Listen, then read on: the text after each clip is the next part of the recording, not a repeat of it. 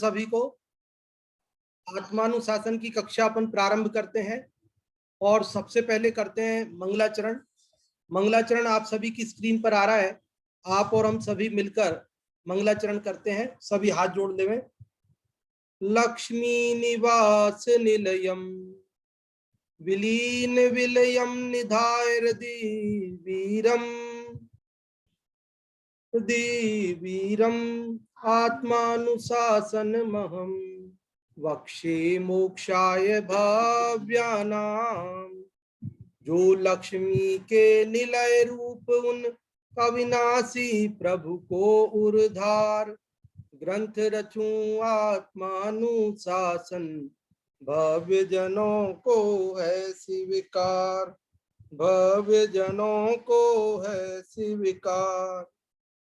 यह आत्मानुशासन नामक ग्रंथराज है।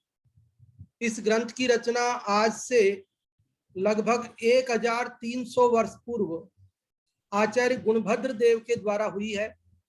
संस्कृत भाषा में रचित इस ग्रंथराज में 270 श्लोक हैं और उन 270 श्लोकों में से हम 123 श्लोक पढ़ चुके हैं।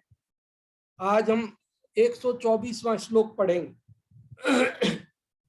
और इस 124वें श्लोक को प्रारंभ करने से पहले प्रतिदिन की भांति अपन कल जो हमने 123वां श्लोक पढ़ा था वो यदि आप लोगों में से किसी ने याद किया हो, आप लोग कोई सुनाना चाहते हो या उसका अर्थ बताना चाहते हो तो आपको आमंत्रित करते हैं रेज हैंड करने के लिए।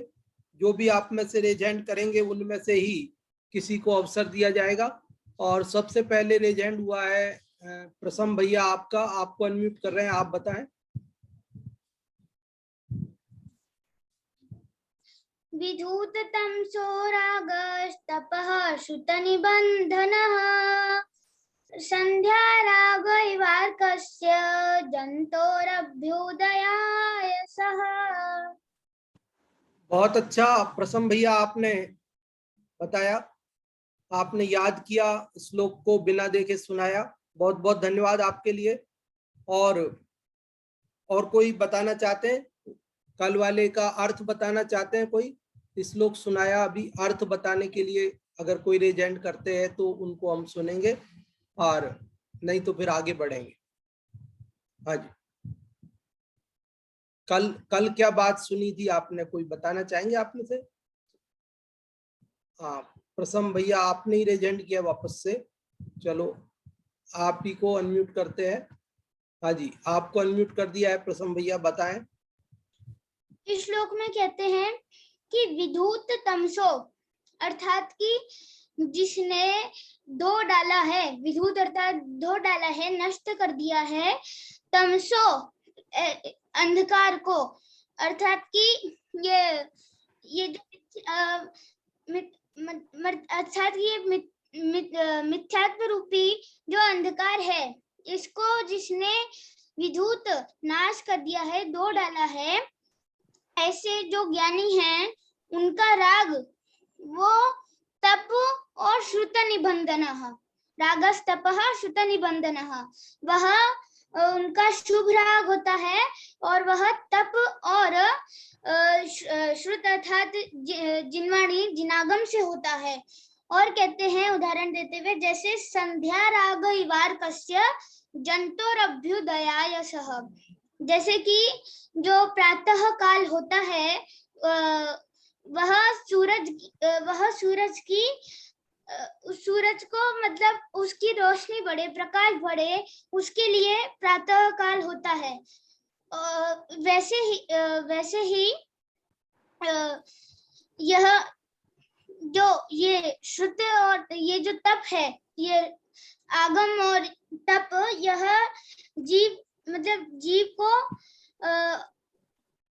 जीव को और उसमें आत्म ध्यान करने में और उसकी वृद्धि होती है, बढ़ता है वो। बहुत अच्छा आपने बताया कि जो शुभ भाव है ज्ञानी का, वह शुद्ध का निमित्त है, कारण है, आगे बढ़ने में सहायक है। जिस प्रकार प्रातःकालीन लालिमा सूर्य के अभ्युदय के लिए, उन्नति के लिए है, उसी प्रकार शुभभाव ज्ञानी का वह शुद्ध के लिए है। बहुत बढ़िया आपने बताया। और अब अपन आज इस प्रकरण से संबंधित ये अंतिम श्लोक है एक तरह से, फिर आगे वापस प्रकरण थोड़ा बदलेगा। हालांकि बदलेगा तो नहीं, वैसा ही चलेगा, लेकिन थोड़ा सा ये 3 में जो बात लगभग एक ही प्रकरण चल रहा है, श्लोक नंबर 122, 123 और 124, और 122 और 23 की चर्चा तो हो चुकी है। अब अपन 124 की चर्चा करते हैं। देखिए, ये 124वां जो श्लोक है वो आप सभी की स्क्रीन पर आ रहा है। आप और हम सभी इस 124वें श्लोक को पढ़ते हैं। आपकी स्क्रीन पर लगा देते हैं पहले, ताकि जिनके पास ग्रंथ नहीं हो वे भी आसानी से उसको पढ़ सकें। हाँ जी, देखिए ये 124वां श्लोक आप सभी की स्क्रीन पर आ चुका है। कोई सबसे छोटा छंद होता है ये अनुष्टुप छंद, वही छंद है। बहुत आसानी से हम लोग इसे पढ़ते हैं, इसका अर्थ समझते हैं। आप सब आसानी से इसका अर्थ समझ जाएंगे, इसलिए आप सब इसे पढ़ें। विहाय व्याप्तमालोकम पुरस्कृत्य पुनस्तमः रविवद्रागमागच्छन् पातालतल मृच्छति। ज्ञान ज्योति तज तम अपना कर रागादिक परिणति को प्राप्त। राग युक्त रविवत वह तल पाताल लोक का करता प्राप्त। इसका क्या अर्थ है? आचार्य गुणभद्र देव क्या इसमें बता रहे हैं? देखो, जैसा कि इसका हेडिंग है अशुभ राग में दोष की अधिकता। जो जगत को ऐसा लगता है ना कि शुभ और अशुभ दोनों समान है, इसलिए हम शुभ में रहें या अशुभ में रहें। पंडित जी, आपको प्रॉब्लम क्या है? कि भाई पंडित जी को तो कोई प्रॉब्लम नहीं है, लेकिन जो आगम की बात है वह अपने को समझना है कि आगम क्या कह रहा है। देखो, हमने कल भी ये बात कही थी कि अध्यात्म ग्रंथों में शुद्ध भाव की अपेक्षा शुभ और अशुभ को समान बताया है।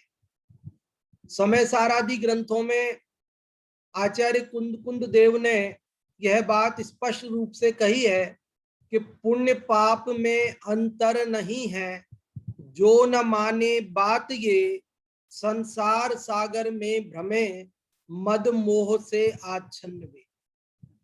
त्यों लोह बेड़ी बांधती त्यों स्वर्ण की भी बांधती, इस भांति ही शुभ अशुभ दोनों कर्म बेड़ी बांधती।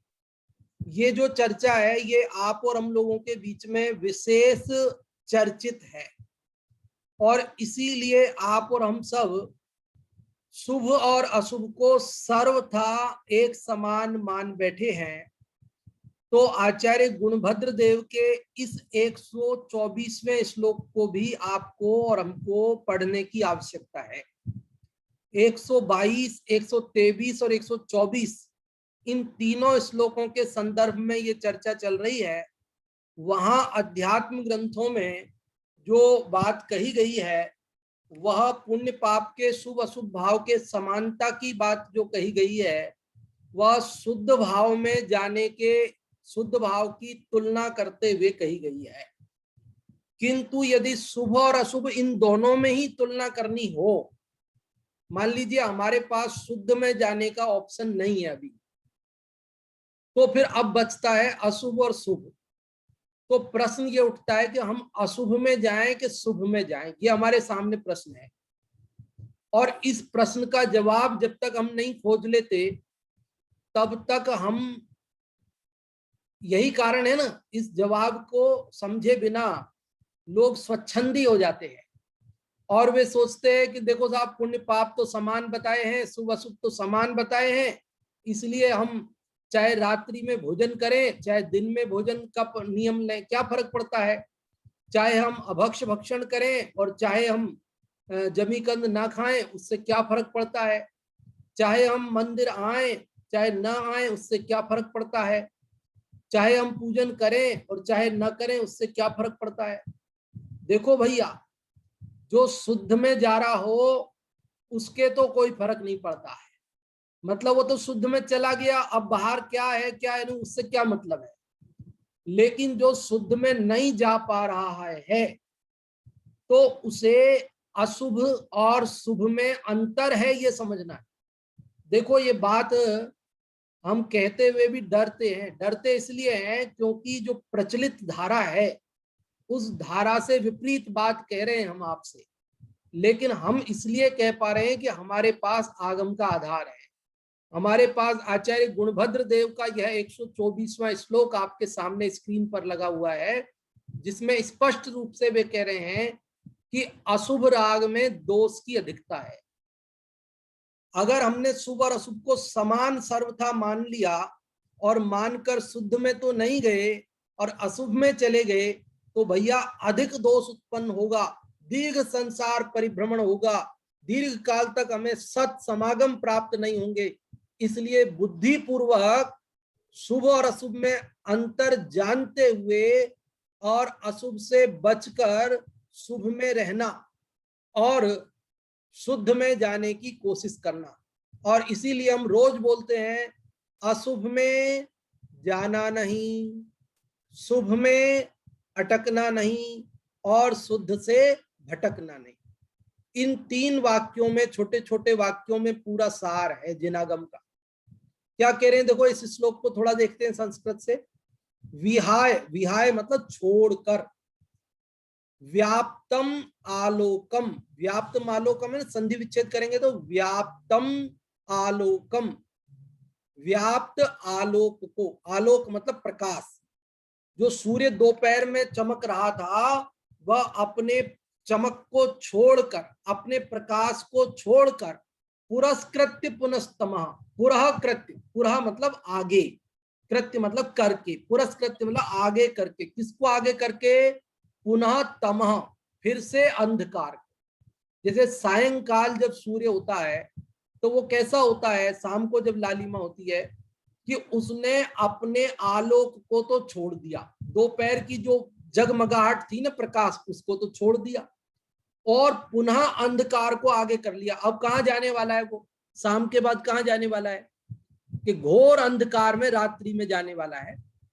तो जिसने अपने प्रकाश को छोड़ दिया और जो अंधेरे को आगे करके चल रहा है, ऐसे रविवत, यह ना रविवद्राग मागच्छन, इसकी संधि विच्छेद करेंगे तो 3 खंड होंगे इसके, रविवत रागम आगच्छन, रविवत, रविवत वत मतलब की तरह, रविवत मतलब सूर्य की तरह, रागम आगच्छन, राग मतलब लालिमा भी होता है सूर्य के संदर्भ में और जीव के संदर्भ में राग, राग भाव।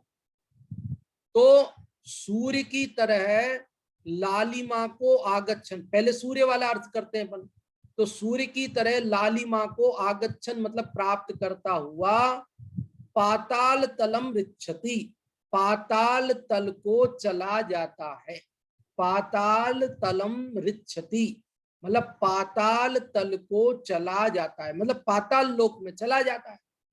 सूर्य क्या होता है शाम को, फिर क्या होता है कि जब शाम की लालिमा होती है, प्रकाश उसने छोड़ दिया, दोपहर का अंधकार सामने है, अब रात्रि का, और वो सूर्य क्या करता है लालिमा के बाद कि फिर वो पाताल तल में चला जाता है। ज्योतिष शास्त्र के हिसाब से देखो तो वहां ऐसा लिखा है कि वो सूर्यास्त के बाद पाताल में चला जाता है, और लौकिक दृष्टि से देखो तो भी पाताल में चला जाता है। क्यों, हम देखते हैं ना, तो हमको भी वो सूर्य जो ऊपर आसमान में था वो खिसकता हुआ ऐसे जाता हुआ शाम के समय ऐसे नीचे जमीन में जाता हुआ गड्ढे में गिरता हुआ सा नजर आता है। सामने देखो आप, पहाड़ के पीछे गिरता हुआ नजर आता है, वो ऊपर से नीचे जा रहा है वो, तो वो पाताल तल में जा रहा है, अर्थात वो अवनति की ओर जा रहा है। उसी प्रकार अब यहाँ कौन सा प्रकाश छोड़ दिया, अब जीव के अर्थ में इसका अर्थ करते हैं, जीव के संदर्भ में, तो कौन सा प्रकाश छोड़ दिया कि जिसने शुद्धोपयोग तो छोड़ दिया। सबका मन लग रहा है कि नहीं लग रहा है, उपयोग यही है ना आत्मानुशासन में। बोले अपन, हम कहा, बोलिए सब लोग, हम कहा जहां हमारा उपयोग, फिर से बोलिए, हम कहा जहां हमारा उपयोग, हम कैसे, जैसे हमारे भाव, अशुभ में जाना नहीं, शुभ में अटकना नहीं और शुद्ध से भटकना नहीं।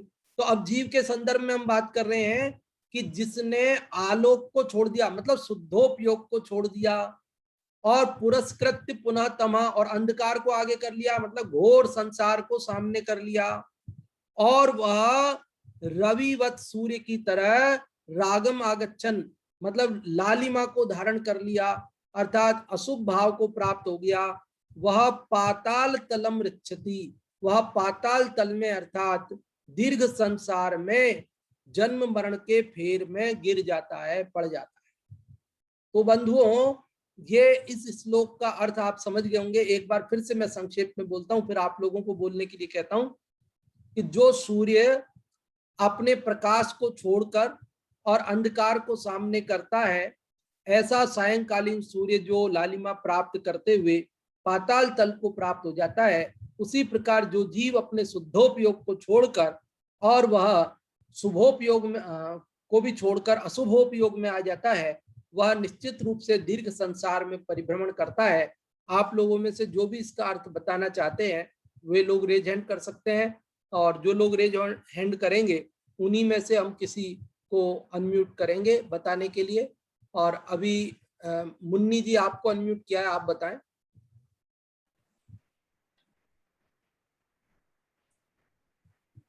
ज्ञान ज्योति तम तजे अपना कर रागादि कर्ण सुतोटा रागयुक्त रविवत तल पाकर लोक न करता।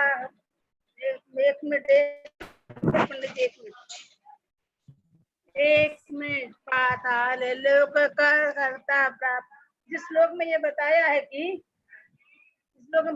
कि ज्ञान ज्योतितम, सूर्य की ज्योति जो है, सूर्य की ज्योति जो प्राप्त हो रही थी पूरे संसार में, सबसे तेज की ओर था, वो पाता अंधकार की ओर बढ़ रहा है, अपना प्रकाश को छिपा के अंधकार की ओर बढ़ रहा है। ऐसा है जो जीव जो सूर्यवत प्रख्यात है, प्रकाश को छोड़कर अंधकार की ओर बढ़ रहा है, अग्रिम कर रहा को प्राप्त। ऐसे ही जो पुरुष अशुभ को छोड़कर शुभ में आता है, मगर शुभ को भी छोड़ के अशुभ में चला जाता है, तो वो जैसे अंधकार की ओर सूर्य जा रहा है, वैसे ही वो भी अपने संसार को बढ़ाने की ओर जा रहा है। और राग युक्त रविवत, जैसे सूर्य जो अंधकार की ओर जाकर पाताल की ओर जा रहा है, वैसे ही ये जीव अशुभ को छोड़ के शुभ की तरफ जाना चाहिए। शुभ की तरफ तो नहीं जाता, अशुभ की ओर जाता है, और अशुभ को छोड़ के शुद्ध की ओर जाना चाहिए। शुद्ध का तो नाम ही नहीं है उसके पास में, फिर वो क्या करता है, क्या करना है, शुद्ध नहीं है, शुद्ध उपयोग हो नहीं रहा, तो अशुभ में चले आ। अरे अशुभ में जाएगा तो नरक में वो कई बार पड़ेगा, संसार में घूमेगा। इसलिए ये जीव तू कम से कम शुद्ध भाव करके और कम से कम नहीं तो अच्छी गति को प्राप्त हो तो परंपरा से सिद्ध गति को प्राप्त कर सकता है। इस तरह इसका अर्थ जैसा आया वैसा बताया। हाँ जी, अच्छी कोशिश की आपने, बहुत बहुत धन्यवाद आपके लिए। और अभी आमंत्रित अनम्यूट कर रहे हैं रितु भाभी जी आपको, आप बताएं। जय जिनन। इस श्लोक में ये बताया है कि जो सूर्य प्रकाश देने वाला है वो रात्रि में संध्याकालीन को पाताल के पीछे छिप जाता है और राग का प्रतीक है। जो अंधकार देने वाला अपन शाम को है ना एकदम छुप के पाताल लोक में जाता है और राग का प्रतीक करता है और अंधकार प्रदर्शित करता है, उसी प्रकार यह जीव है ना अपने ज्ञान और अपने अच्छे तत्वों को छोड़कर रागादिक में जाके और वह रागादिक में जाके अपनी परिणति को पाता है, यह इसका बताया हुआ है। हाँ जी, बहुत अच्छा आपने बताया, बहुत बहुत धन्यवाद।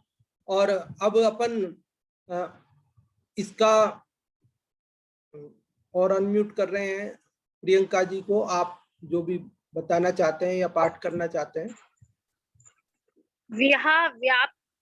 पुनस्तमालोकम। जो सूर्य है वो अपने आलोक प्रकाश को छोड़कर पुरस्कृत पुनस्तमहा और अंधकार को आगे करता है। रवि वादा राग माँ गच्छन। और जो सूर्य है, संध्याकालीन जो सूर्य है वो अपने प्रकाश को ढकते हुए पाताल लोक में चले जाता है। इसका अर्थ ये है कि जीव शुद्ध से हटकर और शुभ को भी छोड़कर अशुभ की ओर अपनी परिणति करता है। वह पाताल में चला जाता है, अर्थात वह दीर्घ काल तक संसार में परिभ्रमण करता है। हाँ जी, बहुत अच्छा आपने बताया। अब इसका पाठ करने के लिए आमंत्रित करते हैं आप लोगों को, जो भी इसका पाठ करना चाहते हैं वे लोग रेज हैंड कर सकते हैं। और आशा जी आपको अनम्यूट किया है, आप पाठ करें। विहाय व्याप्तमालोकम्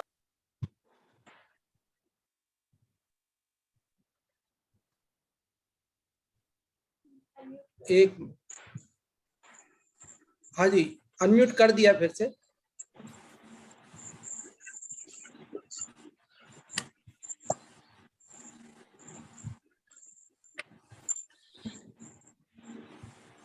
हाँ जी। विहाय व्याप्तमालोकम् पुरस्कृत्य पुनस्तमः रविभद्रागमगच्छन्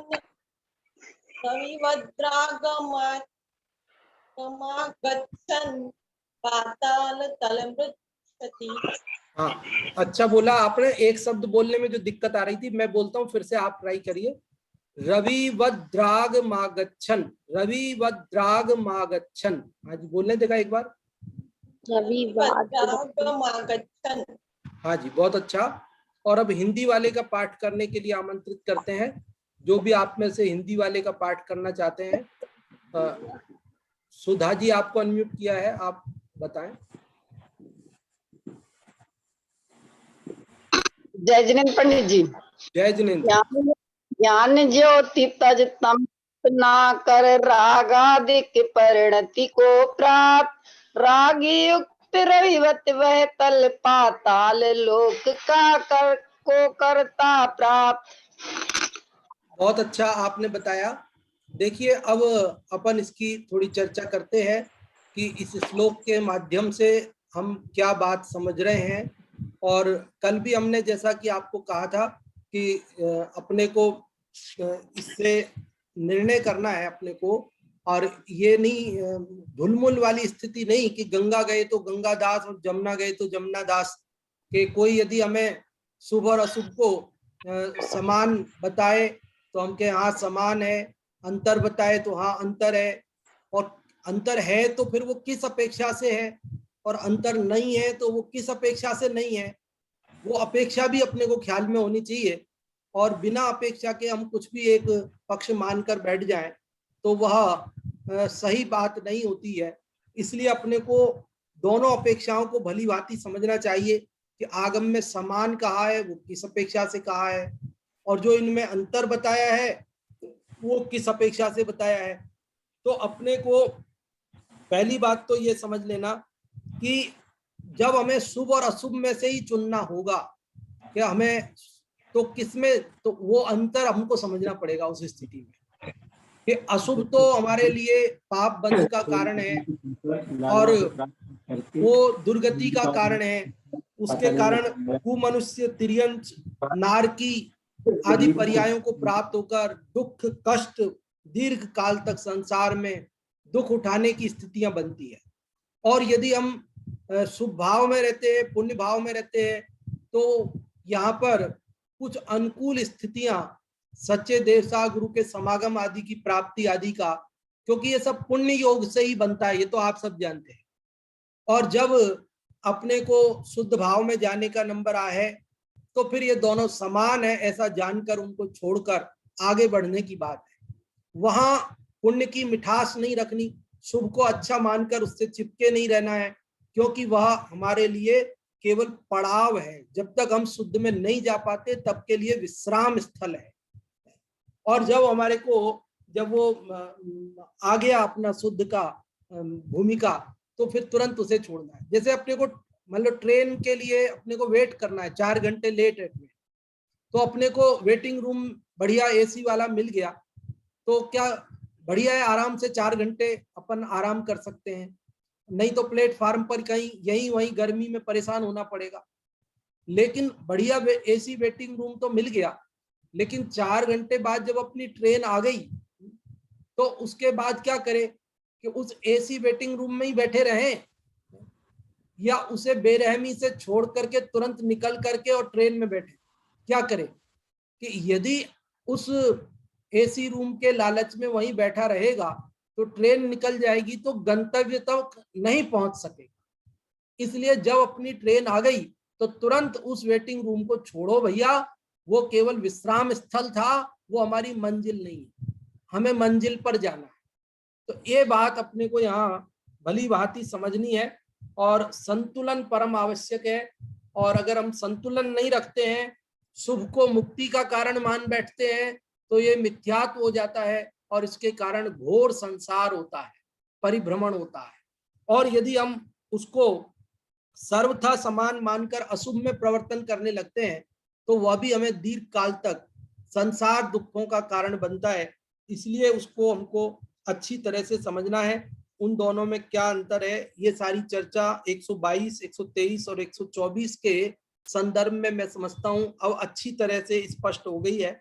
दोनों में उन्होंने सूर्य की, तीनों में एक उदाहरण दिया कि सूर्य की जो प्रातःकालीन लालिमा है वह शुभ भाव के समान है और सायंकालीन जो लालिमा है वो अशुभ भाव के समान है। यदि हम सुबह की लालिमा है तो उसके शुभ भाव है तो उसके बाद क्या आएगा कि दोपहर का प्रकाश आएगा, शुद्धोपयोग आएगा। और सायंकाल की लालिमा है, अशुभ भाव है, तो उसके बाद क्या आएगा कि उसके बाद दीर्घ संसार आएगा।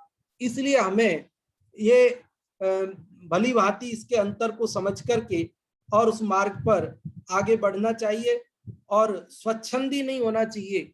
ये बात, ये श्लोक हमें विशेष रूप से स्वच्छंदी बनने से रोकता है और हमारे को जो ये सारी स्थिति को जिनागमकी को क्लियर करता है।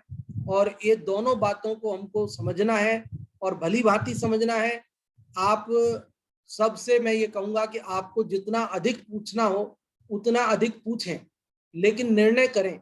और इसीलिए आज भी मैं आपको पहले पूछने के लिए समय देता हूं और फिर समय बचेगा तो और चर्चा करूंगा।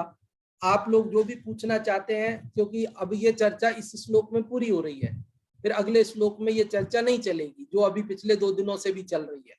तो आप लोग जो भी पूछना चाहते हैं वे लोग अभी पूछें और ताकि आपको और क्लियर हो जाए।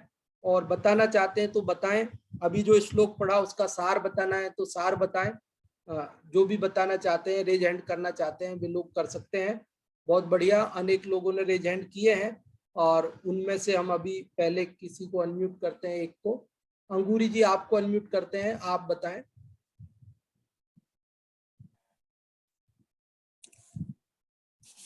इस श्लोक में ये बताया है कि मतलब हमें अंधेरे में जाने की अपेक्षा उजिले में आना चाहिए। और अंधेरा है वह संसार का कारण है और नरक का कारण है, और उजेला है तो संसार का ही कारण, मतलब शुभ भाव है तो संसार का ही कारण, लेकिन वह स्वर्ग मतलब स्वर्ग संपत्ति, चक्रवर्ती पद आदि वगैरह की का कारण है। और यदि हम जब तक शुभ भाव में नहीं जा पा रहे, जब तक शुभ भाव पे नहीं जा रहा है, तब तक शुद्ध उपयोग में नहीं जा पा रहा है, तब तक हमें शुभ का ही अवलंबन लेना चाहिए। क्योंकि शुभ से हमें देव शास्त्र गुरु का समागम मिलता है और शास्त्र श्रवण का और सत समागम मिलता है, जिससे मतलब शुद्ध में जाने का कारण बन सकता है। और यदि शुभ और अशुभ है तो संसार के ही कारण, शुद्ध की अपेक्षा शुभ अशुभ दोनों समान है। और वैसे अशुभ की यदि शुद्ध न अपनाए तो अशुभ की अपेक्षा शुभ हमें अच्छा है, पुण्य बंध का कारण है। तो जब तक हम शुद्ध में ना जा सके तब तक हमको शुभ भाव ही अपनाना चाहिए, शुभ कर्म। बहुत अच्छा आपने बताया अंगूरी जी, बहुत बहुत धन्यवाद। और भी नए लोग जो भी अभी तक नहीं बोले हैं, हम चाहते हैं वे लोग भी बोलें तो हमें पता चले कि भाई हम जो बात कहना चाह रहे हैं वो कितनी आप तक पहुंच रही है, नहीं पहुंच रही है, आप ठीक से समझ पा रहे हैं कि नहीं समझ पा रहे हैं, सभी लोग बताने की कोशिश करें। और अभी मुन्नी जी आपको अनम्यूट कर रहे हैं, आप बताएं। मेरा ये प्रश्न है एक ऐसा हाँ जी। कि मित्र पक्ष वाले फिर ये कि ऐसा कि वो निश्चय वाले कहते हैं पुण्य छोड़ो पुण्य छोड़ो पुण्य छोड़ो, जब सेनवाणी में स्पष्ट दिया है कि पुण्य को छोड़कर पाप में जाओगे तो गर्त में गिरोगे ना, संसार ही है ना। हालांकि पुण्य भाव भी संसार का ही कारण है, मगर वो तो अच्छा है ना, कम से कम गति अच्छी मिलेगी, सब मिलेगा, 5 इंद्रिय मिलेंगी सब, तो उससे तुम अच्छा आगे के लिए अपना कर सकते हो, अपने आगे के लिए पुरुषार्थ करके शुभ में जा सकते हो। मगर वो समझते क्यों नहीं इस चीज को? बहुत अच्छा। अशुभ में रहेंगे तो कहाँ जाएंगे, शुभ में रहेंगे। अब वो ये कहते हैं ना, शुभ, वो तो जो कहते हैं शुभ को छोड़ो, शुभ को, ये नहीं कहते अशुभ को छोड़ दो, शुभ को छोड़ दो, ऐसा क्यों कहते हैं? बिल्कुल, यही बात हम बताना चाहते हैं आपको कि शुभ को छोड़ दो तो कहते हैं, लेकिन अशुभ को छोड़ दो ये नहीं कहते। ये नहीं कहते। हाँ, जबकि हम किस भूमिका में बैठे हैं अभी उसका विचार नहीं करते हैं, और शुभ को छोड़ने की बात करते हैं तो जीव स्वच्छंदी हो जाता है, शुभ को छोड़कर अशुभ में चला जाता है। तो यहाँ इसीलिए हमने आपका ध्यान आकर्षित किया है कि 122, 123 और 124 श्लोक को पढ़ें और अपना विचार करें कि हम किस भूमिका में हैं और हमें किस प्रकार से आगे बढ़ना है मुक्ति मार्ग में। वह तो पढ़ रहे हैं, बात अपन को मालूम है, अपन पढ़ रहे हैं, अपन को मालूम, अपने समझाने की कोशिश करते हैं ना तो उल्टा अपन को मतलब गलत बता देते। देखिए, एक बात तो ये पक्की समझ लीजिए, ये समझाने का काम बड़ा गड़बड़ है, ये हमारे पल्ले पड़ गया है, यही बड़ी मुश्किल बात है। ये स्वयं समझना आसान है, समझाना कठिन है, और वैसे वास्तव में समझने का मार्ग है, ये समझाने का मार्ग भी नहीं है। स्वयं समझ जाए तो अपना कल्याण हो जाए, और बाकी जगत को समझाने के चक्कर में तो परेशान ही होना है। हाँ। फिर भी अपन घर में है, घर में रह रहे हैं, अपने प्रति कोई चल रहा है तो अपन कहने में तो आता ही है ना। अपन तो खैर समझ ही रहे हैं, अपन तो समझ रहे हैं कि देखो अशुद्ध से शुद्ध वाला है, शुद्ध से शुद्ध वाला है। बिल्कुल, जो समझना चाहते हैं उन्हें समझा देना अलग बात है, जो नहीं समझना चाहते हैं उन्हें समझाया नहीं जा सकता है, ये बात है। इस संदर्भ में एक बहुत अच्छी कहानी हमारे यहाँ प्राकृत में आचार्यों ने लिखी है, अगर समय बचा तो मैं आपको सुनाऊंगा। अभी चलो, अभी मैं सुमित भैया आपको अनम्यूट करता हूँ, आप को अनम्यूट किया, आप बताएं। हाँ जी, जय जिनेंद्र। जय जिनेंद्र जी। अभी ये जो पिछले दिनों में अपना प्रकरण चला था शुभ अशुभ और शुद्ध काम, इसमें अभी तक ये समझ में आया है कि पुण्य को जो हेय बताया गया है शुभ को, वो इस अपेक्षा से बताया गया है कि पुण्य सांसारिक सुखों को, स्वर्गाधिक सुखों को प्रदान करने वाला है, लेकिन मोक्ष सुख में बाधक है, इसलिए उसको बताया गया है किन्हीं आचार्यों के द्वारा। उनकी एक अलग अपेक्षा है। और दूसरी अपेक्षा ये भी अभी विगत दिनों में अभी मैंने पढ़ा था कि तत्वार्थ राजवार्तिक में आचार्य अंकलंक देव ने पुण्य की परिभाषा बताते हुए ये बताया गया है कि पुण्य वह है जो आत्मा को पवित्र करे, यानी कि किस प्रकार पवित्र करता है आत्मा को, कि आत्मा की जो बेस होता है वो भूमिका तैयार करता है सम्यक दर्शन प्राप्ति की, क्योंकि जो पुण्य रूपी उपजाऊ भूमि है उसी में ही सम्यक दर्शन रूपी बीज अंकुरित होगा। पाप रूपी बंजर भूमि में सम्यक दर्शन रूपी बीज अंकुरित नहीं हो सकता है। इसलिए अपन जिस भूमिका में है अभी, उसमें हमारी भूमिका तो शुभ की होनी चाहिए, और लक्ष्य जो हमारा दृष्टि है वो शुद्ध की ओर होनी चाहिए, तभी उस भूमिका में सम्यक दर्शन रूपी बीज अंकुरित हो सकता है। सदैव निरंतर भेद करते रहे शुद्ध का लक्ष्य करके, और भूमिका अपनी शुभ की बनाए रखें, तो भी हमारा कार्य, तभी हमारा कार्य उसमें हो सकता है। ये अब तक समझ में आया है। जय हिंद। बहुत जोरदार, बहुत ही बढ़िया आपने विश्लेषण किया कि किस प्रकार से हमारे को अपनी भूमिका किसकी बनाए रखें, लक्ष्य किसका रखें। बहुत ही सुंदर शब्दों में आपने इसको बताया, और इसकी अनुमोदना भी अनेक लोगों ने आपकी यहाँ स्क्रीन पर ताली बजाकर की है। बहुत बहुत धन्यवाद आपके लिए सुमित भैया। और अब अपन चलो आपको कहानी सुना देते हैं कि जो समझना नहीं चाहता है और उसे यदि आप समझाने जाएंगे तो आपका ही अहित हो जाएगा। इस संदर्भ में हमारे आचार्यों ने बहुत पुरानी एक कहानी प्राकृत भाषा में लिखी हुई, जिसे मैं हिंदी में आपको सुनाता हूँ, वैसे आप लोगों ने सुनी भी होगी उस कहानी को, बहुत लोगों ने सुनी होगी वो कहानी, लेकिन फिर भी आप सुनिए, बड़ी मार्मिक कहानी है। देखो, एक वया पक्षी, आप जानते हैं ना, वया एक चिड़िया जैसा एक पक्षी होता है कि वो घोंसले बहुत सुंदर बनाता है और ऐसे पेड़ों पर लटके हुए बड़े सुंदर लगते हैं। कई लोग, विदेशी लोग उन्हें अपने ड्राइंग रूम में सजाने के लिए ले जाते हैं, लेकिन ध्यान रहे ये बात आप अनसुनी कर दीजिए मेरी, कहीं आप मत ले आना तोड़ के उसके घोंसले को नहीं तो मेरे को भी पाप लगेगा इस बात को बताने से। तो वो घोंसले बनाती है, वो वाटरप्रूफ होते हैं, कितनी भी बारिश हो तो उसमें पानी अंदर नहीं घुसता है, उसका मुंह नीचे की ओर होके होता है, वो उधर से घुसती है चिड़िया, उसके अंदर रहती है आराम से, उसके बच्चे बरसात में बिना भीगे रहते हैं। तो बारिश हो रही थी और एक वया अपने घोंसले में बैठी थी और उसी पेड़ पर एक बंदर था। वो बंदर बारिश में भीग रहा था, परेशान हो रहा था, तो वया से देखा नहीं जा रहा, दया आ गई उसके ऊपर। तो उस वया ने कहा कि अरे भैया बंदर, तुम तो मनुष्यों जैसे 2 हाथ 2 पैर वाले हो, हमारे तो देखो न तो हाथ है न कुछ है, फिर भी हमने अपने रहने के लिए एक छोटा सा घोंसला बना लिया, तो इस बारिश में भीग नहीं रहे, हम आराम से बैठे इसमें। तो कम से कम तुम भी, तुम्हारे तो हाथ वाथ सब बढ़िया है, तो तुम भी एक बढ़िया सा घोंसला कुछ बना लो अपने लिए, तो बारिश में तुमको भीगना नहीं पड़े, परेशान नहीं होना पड़े। तो वो बंदर ने कोई जवाब नहीं दिया, उसकी बात पर कान नहीं दिया, सुना नहीं, उसको अनसुना कर दिया। लेकिन जब वो भीग रहा था, परेशान हो रहा था, तो वया से देखा नहीं गया। वया फिर बोली, ए बंदर भैया, मुझे बड़ी दया आती है, तुम परेशान होते हो तो तुम भी एक घोंसला बना लेते, देखो हमने बनाया, देखो हम कितने अच्छे से बैठे हैं, बारिश में हम भीग नहीं रहे, ना हमारे बच्चे भीग रहे ना हम भीग रहे, हम आराम से बैठे, आप भी बना लो, आप भी मत भीगो, परेशान मत हो।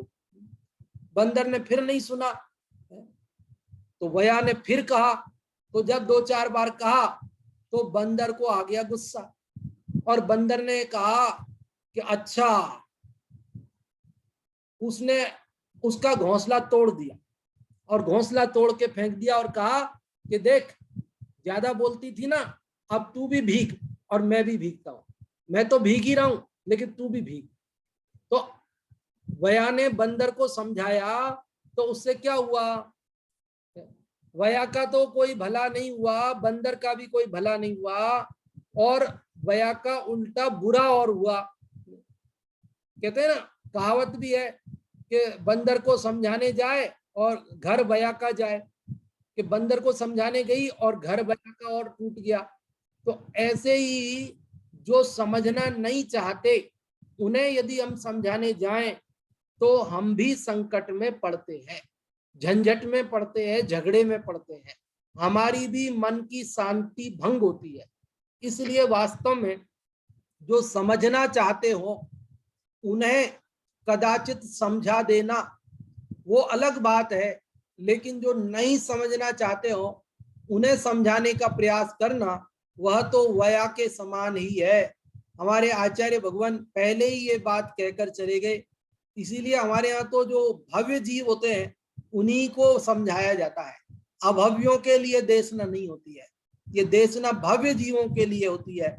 इसलिए अपन ये आत्मानुशासन पढ़ रहे हैं, इसके भी प्रथम श्लोक में जब अपन मंगलाचरण बोलते हैं तो वहां भी भव्य शब्द के लिए संबोधन किया उन्होंने। लक्ष्मी निवास निलयम विलीन विलयम निधाय हृदय वीरम आत्मानुशासन महम वक्षे वक्षे बक्षाय बक्षे महम मोक्षाय भव्याना। तो भव्य जीवों के लिए कह रहे हैं हम। आचार्य गुणभद्र देव कह रहे भैया, हम ये जो आत्मानुशासन में बात समझा रहे हैं ये भव्य जीवों के लिए समझा रहे हैं। क्योंकि देखो, जब जीव की समझने की योग्यता होती है तो वह इशारे में समझ जाता है, और जब नहीं समझने की योग्यता होती है तो आप कितना भी उसे समझाओ तो वह नहीं समझता है।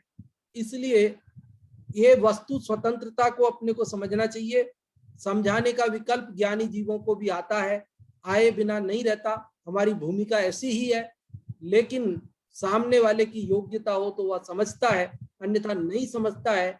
नहीं समझने पर भी हमें शांत भाव धारण करना चाहिए यदि समझे तो सहज योग्यता और नहीं समझे तो उसकी योग्यता नहीं है, इस बात का विचार करके अपने परिणामों में आकुलता व्याकुलता नहीं करनी चाहिए, बल्कि अपने परिणामों में शांति रखनी चाहिए।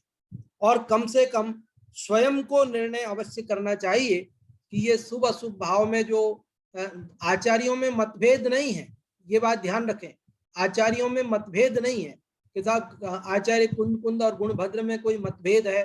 कुंद तो कह रहे कि समान है, जो अंतर नहीं मानेगा वो दीर्घ काल संसार में भ्रमेगा, और आचार्य गुणभद्र कह रहे हो कि भैया वो अंतर है, उसको ऐसा नहीं है।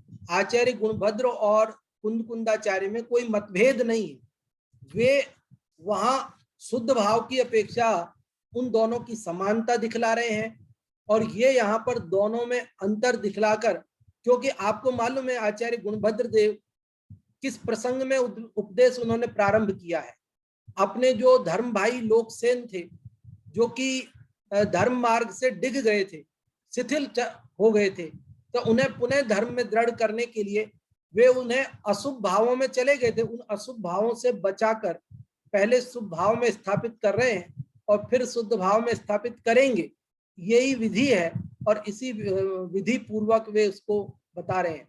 देखो कल अपन जो एक अगला श्लोक आने वाला है 125वां, उस 125वें श्लोक में भी यह बात बताने वाले हैं जो अपन कल ही पढ़ेंगे।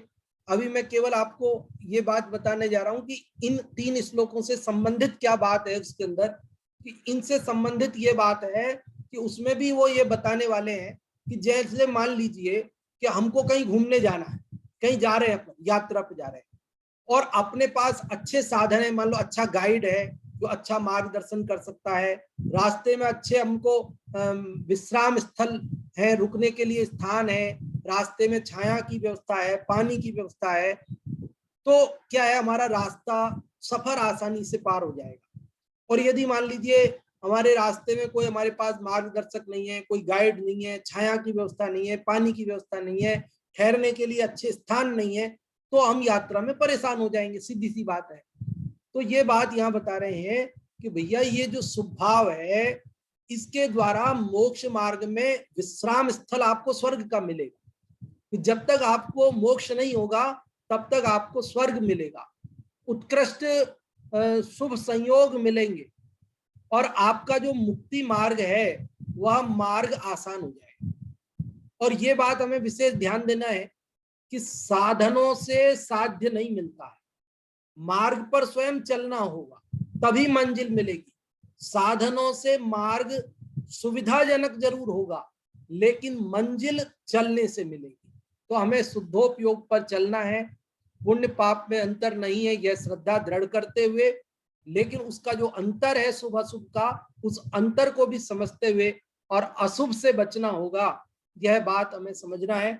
इसी के साथ हम अभी बात को पूर्ण करते हैं, अगले श्लोक की चर्चा कल करेंगे। अभी समय अपना पूर्ण हो गया, और आमंत्रित करते हैं अगली कक्षा के लिए सूचना देने के लिए पंडित जी साहब सुरेश जी गुना शास्त्री को आमंत्रित करते हैं। पंडित जी साहब पधारें और अगली कक्षा की सूचना देवें। पंडित जय कुमार जी आएंगे। बहुत सुंदर कक्षा ली कंचन जी ने, गजब का शुभ में और अशुभ में दोनों में क्या अंतर है, बहुत अच्छी तरह से वर्णन किया। जब तक हम शुद्ध में नहीं जाएं तब तक शुभ की भूमिका में रहें, ऐसा खुलासा बहुत अच्छा किया। अगली कक्षा के लिए मैं बुला रहा हूँ आदरणीय जय कुमार